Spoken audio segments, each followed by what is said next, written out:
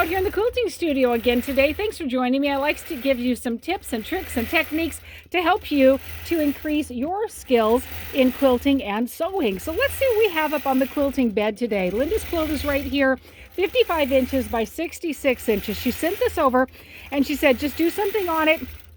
Do your magic. Do your magic. And I'm doing my magic. Woo! Sending it out into the magic of the quilting bed. So my honey and I were working together. The design I'm putting on it is my cotton seed.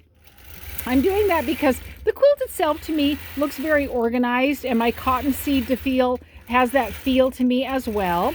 I also think that it's filling in those large stars very nicely. All batik quilt. Who loves themselves batiks? You can tell this is a batik. It's gorgeous on the front with its strong colors, but when you look on the back side of the quilt, the colors are just nearly as strong. In fact, in a batik, it's difficult to tell which side is which. It's wonderful because it goes all the way through the fabric, dyed all the way through. And so really, if you had it, quote, upside down, it probably wouldn't matter that much because it would be a little difficult to tell. Let me tell you something else. I also chose to use my variegated thread called Woodland because any color we put on here in the variegated section isn't going to show a whole lot, but because it's variegated, you can see it a little bit more. See how it stands out a little more?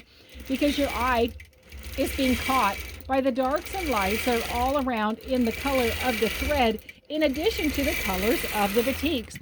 And look how nicely it's showing up on the stars right there. And I really wanted to pull out so many of the natural autumn colors that are in the quilt, so I wanted to repeat them in the white star right there with that woodland variegated thread.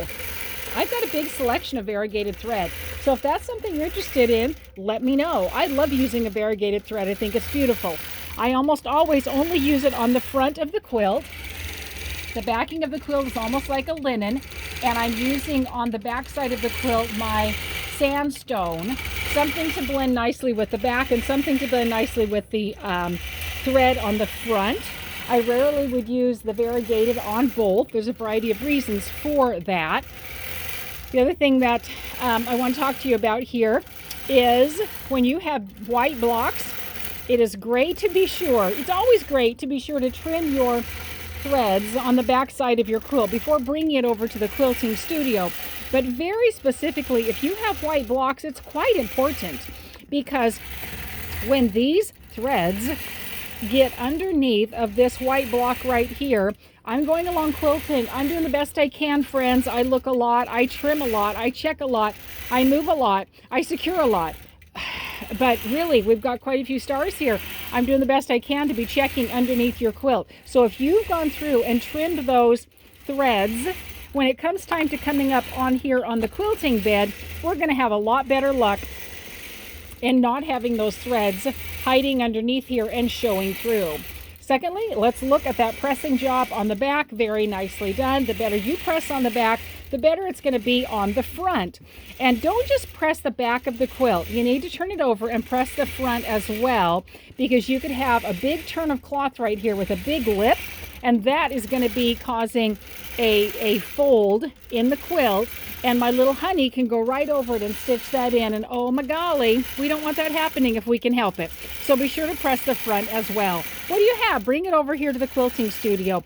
I have lots of designs for you, I have lots of threads for you, and I have variegated threads. Happy to help you find something wonderful to finish your quilt.